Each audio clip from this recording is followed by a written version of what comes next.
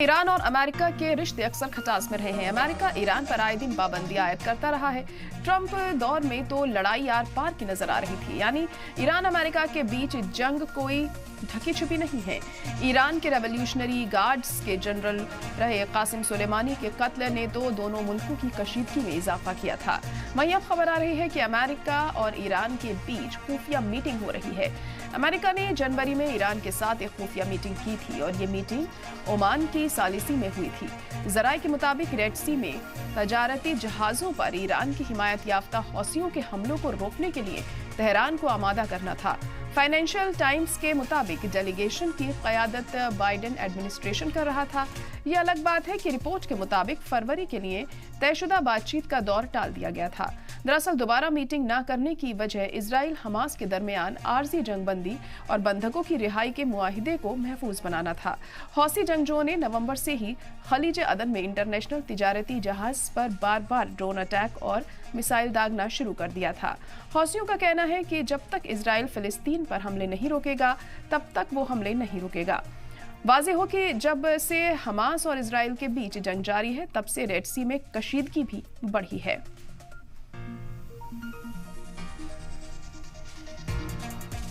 तो अमेरिका और ईरान के बीच के रिश्ते किसी से छुपे नहीं हैं। पिछले काफ़ी अरसे से दोनों ही मुल्कों के बीच में खटास जग जाहिर है और जिस तरीके से रेड सी पर ये हमले हुए हैं वो कहीं ना कहीं और ज़्यादा बढ़ती जा रही है। तो कशीदगी लगातार बढ़ रही है। यहाँ पर ईरान के रेवोल्यूशनरी गार्ड्स के जनरल रहे कासिम सुलेमानी के कत्ल ने तो दोनों मुल्क की कशीदगी में इजाफा किया। वहीं खबर ये भी आ रही है कि अमेरिकी और ईरान के बीच खुफिया मीटिंग भी हो रही है। अमेरिका ने जनवरी में ईरान के साथ एक खुफिया मीटिंग की थी। ये मीटिंग ओमान की सालिसी में हुई थी। जराये के मुताबिक रेड सी में तिजारती जहाज़ों पर ईरान की हिमायत याफ्ता हौसियों के हमलों को रोकने के लिए तेहरान को आमादा करना था।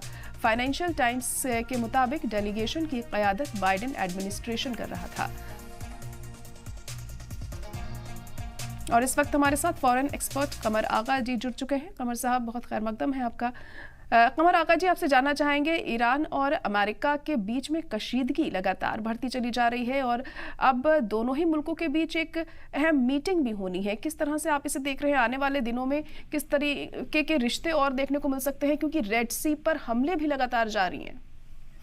देखिए, ईरान और अमेरिका में बातचीत हमेशा चलती रहती है, कई बार हो चुकी है। इससे पहले भी खबर आई थी जब ओमान ही के थ्रू वो भी हुई थी, जब ओबामा एडमिनिस्ट्रेशन ने बातचीत की थी। फिर उसके बाद पीस टॉक्स का दौर शुरू हो गया था और फिर उसके बाद न्यूक्लियर डील साइन हुई थी। तो ये कोई नई बात नहीं है। ईरान ओमान से ईरान के बहुत अच्छे रिश्ते हैं और ये बातचीत दो तरीके से होती है। एक तो ये होती है कि इनडायरेक्ट बातचीत होती है और दूसरी ये कि डायरेक्ट भी बातचीत हुई है इन लोगों के बीच में आपस में। अमेरिकन काफी परेशान हैं उससे लेते हुए। एक मुझे लगता है कि काफी बड़े चेंजेस अमेरिकन फॉरेन पॉलिसी में आएंगे अगर बाइडेन इलेक्शन जीतते हैं। इलेक्शन या कोई भी जीतेगा, फॉरेन पॉलिसी तो बदलती नहीं है अमेरिका की। ईरान से बातचीत की, दोबारा से न्यूक्लियर डील भी रिवाइव होने के चांस नजर आते हैं, क्योंकि जो इनका प्रोग्राम था नेतन्याहू का वो फेल होता नजर आ रहा है। अमेरिकन बहुत नाराज हैं।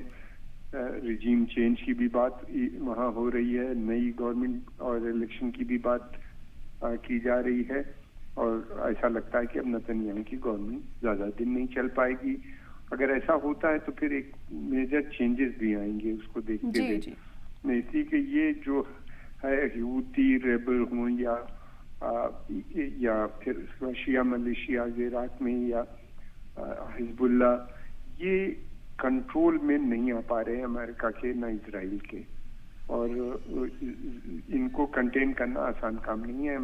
इजराइल ने सोचा था कि हमास को खत्म कर देंगे हमेशा के लिए, नहीं कर पाए। इसलिए कि अब हिजबुल्ला को उससे पहले उन्हीं ने सोचा था, हिजबुल्ला को भी नहीं कर पाए।